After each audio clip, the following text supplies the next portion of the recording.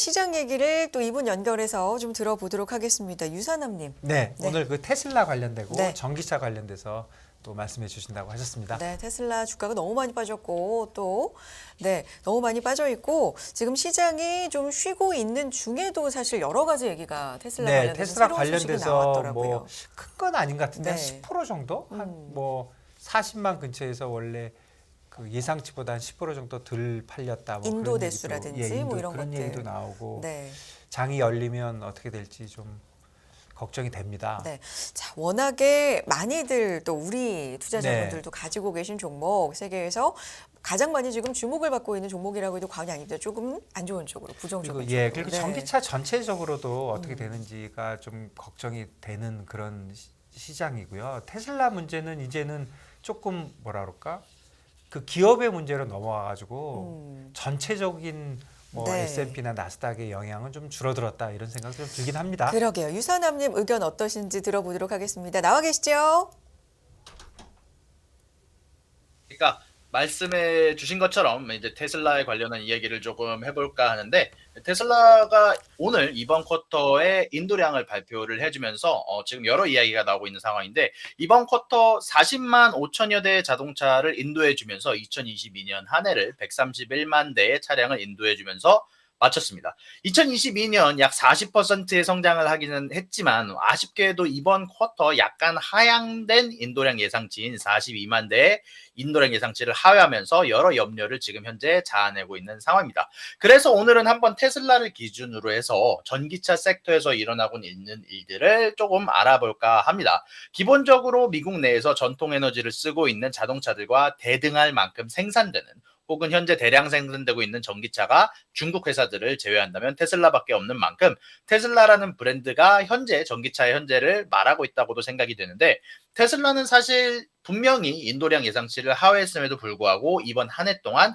엄청난 양이라고 말해도 될 만큼 생산량을 계속 늘려왔습니다. 그리고 생산이 되자마자 바로 팔리는 만큼 백로그가 아직도 어마어마하게 존재하는 상황인데, 다만 그에 대비해서 백로그 혹은 방금 말씀드렸던 밀려있는 주문량은 그에 따라서 줄어들기 시작했습니다. 왜냐하면 공급의 증가를 수요의 증가가 따라잡지 못하는 상황이 계속 이어지고 있는 상황인데요.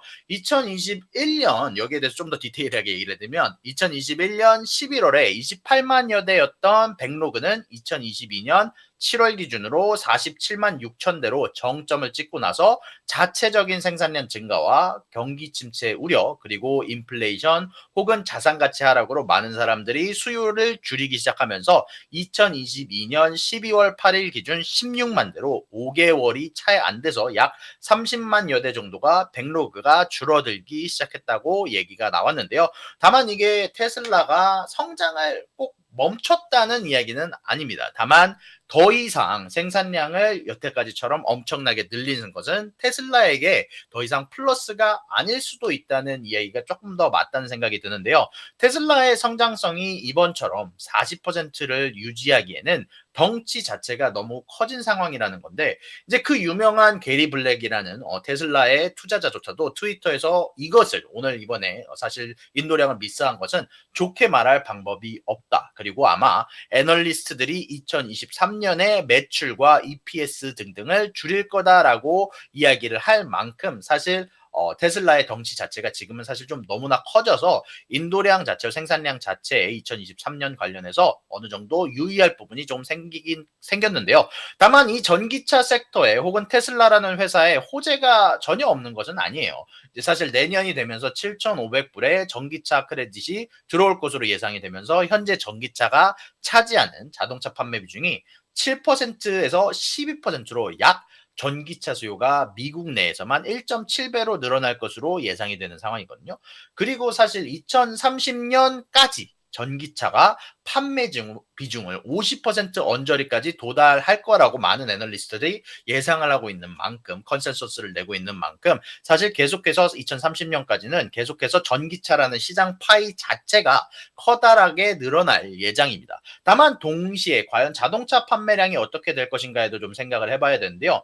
2022년 1370만 대의 자동차가 판매되었는데 약 이게 2023년에는 약간 늘어난 1400만 대 정도로 기준으로 보다 성장이 자동차 판매량에 대한 성장이 줄어들 것으로 예상이 되고 있는데요. 그래도 그 두 가지를 종합을 해봐도 미국 내에서는 전기차 시장이 70% 가까이 성장할 수 있다는 이야기거든요. 근데 그중 과연 테슬라가 가져갈 수 있는 비중이 얼마나 되는지가 혹은 테슬라가 과연 자신의 파이를 얼마나 지킬 수 있는가가 좀 더 커다란 중점이 된다는 이야기입니다. 결국 테슬라의 양적인 성장은 매출 성장은 전기차 파이의 성장 곱하기 테슬라 마켓 점유율의 하락으로 귀결될 거라고 생각을 하거든요. 이제 제가 뭐 테슬라의 마켓 점유율이 무조건 하락된다고 하는 게 아니라 2021년 기준으로 테슬라의 마켓 점유율은 엄청난 상태인 약 뭐 한 80% 가까이를 자랑하다가 뭐 이번에는 70% 언저리 지금은 65%에 가까운 미국에서의 전기차 점유율을 가져가고 있긴 합니다만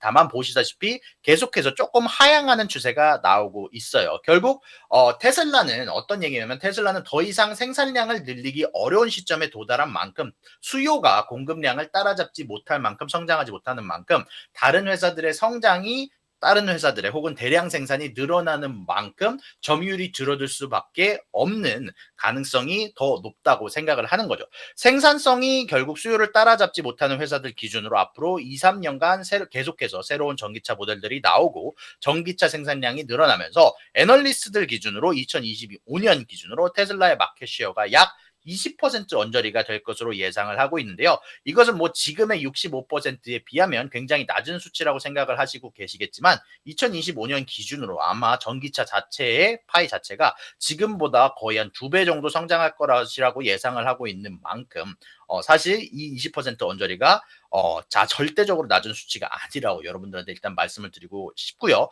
그리고 역사적으로 봤을 때도 여러 모델이 출시되면서 특히 어느 특정 자동차가 마켓의 20% 이상을 가져가는 것 자체가 어려운 상황입니다. 대량 생산이 좀 더 대중화되면서 마켓 시어는 내려가기 시작할 거예요. 미국에서 가장 잘 팔리는 브랜드도 미국 자동차의 15%의 마켓 시어를 못 가져가는 상황이거든요.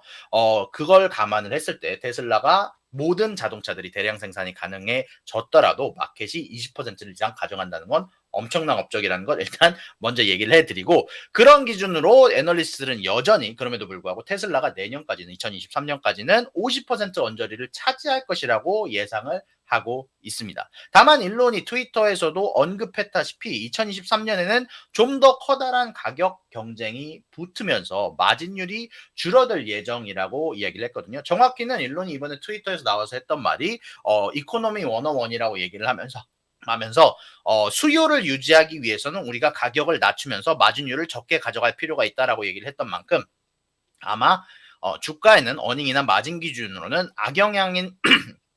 죄송합니다. 악영향인 소식들이 꽤 들려올 수 있다고 생각을 합니다. 그리고 사실 또 BYD라는 중국의 압도적인 성적을 자랑하고 있는 회사가 내년에 글로벌 시장으로 진출한다고 이야기를 한 만큼 테슬라가 경쟁을 위해서는 어느 정도 가격 경쟁에 뛰어줄 수밖에 없다는 생각이 듭니다. 이제 간단하게 정리를 하자면 아마 내년의 전기차 회사들의 주요 포인트는 얼마만큼의 대량 생산을 통해 증가되는 전기차 파이의 점유율을 가져갈 수 있을 것인가 그리고 BYD의 글로벌 진출이 과연 얼마나 효과적일 수 있을 것인가 이 중국 전기차를 얼마만큼 신뢰하고 글로벌 시장에서 통할 수 있는지 이런 부분이 중요 쟁점이 될 것이라고 생각이 되고요. 그리고 내년부터는 가격 경쟁이 본격화될 것이라고 생각이 드는데 그 안에서 얼마만큼 마진들을 지킬 수 있을 것인가 라고 생각이 듭니다. 이제 이걸 또 테슬라 기준으로 본다면 위의 전기차 회사들과는 달리 이미 높은 생산량 사실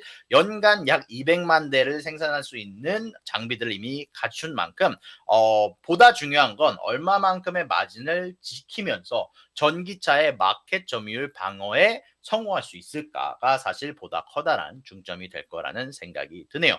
물론 CEO 리스크와 CEO 프리미엄 두 개가 더 큰 역할을 더 큰 영향을 줄 예정이라고 생각이 되지만 일단 이런 부분들을 여러분들한테 정리를 해드렸고요. 그럼에도 불구하고 테슬라 주주분들을 위해서 분명히 좋은 소식들이 있을 수도 있는 것들을 조금 정리를 해드리면 1월에 어닝 발표가 있고요. 7,500불의 전기차 크레딧이 포함될 예정이고 FSD V11, 베타 11 베타도 1월 달에 예정이 되어 있는 만큼 사실 주요하게 볼 수 있는 호재들도 굉장히 많이 예정이 되어 있고요. 그리고 사실 1월부터 시작되는 750불의 크레딧이 얼마만큼의 전기차 파이를 크게 올려줄지 그리고 사실 아직 이렇게 대량 생산이 아직 보급화, 뭔가 뭐라고 하죠? 조금 많이 늘어나지 않은 상황에서 1쿼터 혹은 2쿼터까지는 좀 더 테슬라 쪽이 이 전기차파의 성장을 좀 더 커다랗게 수혜를 입을 수 있다는 예상들이 많으면서 사실 1쿼터가 지난 후에 있을 어닝 발표가 그 무엇보다 아마 내년 테슬라의 중요한 기점이 될 거라고 개인적으로는 생각이 듭니다. 여러분들의 의견, 물론 이건 제 개인적인 의견이고요. 여러분들의 의견들 꼭 코멘트와 여러분들 채팅창에 적어주시길 바라면서 저는 여기서 여러분들께 정리를 마치고 인사드리도록 하겠습니다. 감사합니다.